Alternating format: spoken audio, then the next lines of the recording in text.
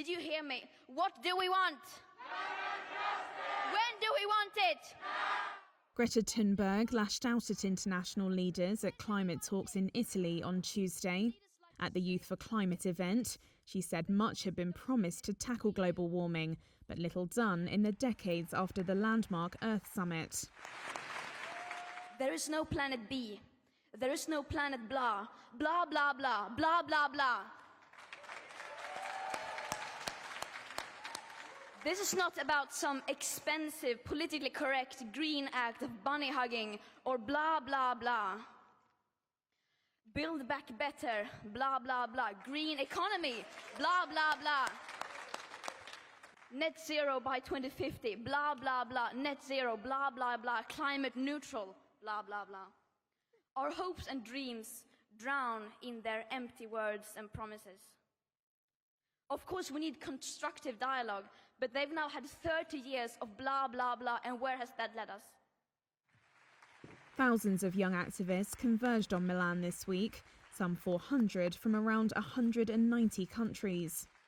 They're set to engage with policymakers in the hope of hammering out possible solutions. The youth activists have fought to get climate change to the top of the global agenda for years. They are now being challenged to help come up with the solutions ahead of the COP26 United Nations Summit in Glasgow in November. Their proposals will be vetted by climate and energy ministers gathering for their pre-COP26 meeting, which kicks off on Thursday. Ugandan youth delegate Vanessa Nakate was comforted by Thunberg after demanding that world leaders take action. It's time for our leaders to wake up. It's time for our leaders to stop talking and start acting. It's time to count the real costs, and it's time for the polluters to pay. It's time to keep the promises. No more empty promises. No more empty summits. No more empty conferences.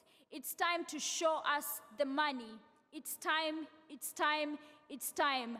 And don't forget to listen to the most affected people and areas. Thank you.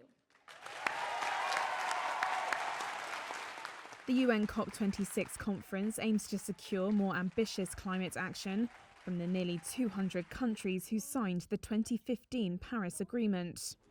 Climate activists are demanding policymakers put their money where their mouth is and stump up the billions of dollars needed to wean the world off fossil fuels to cleaner energy.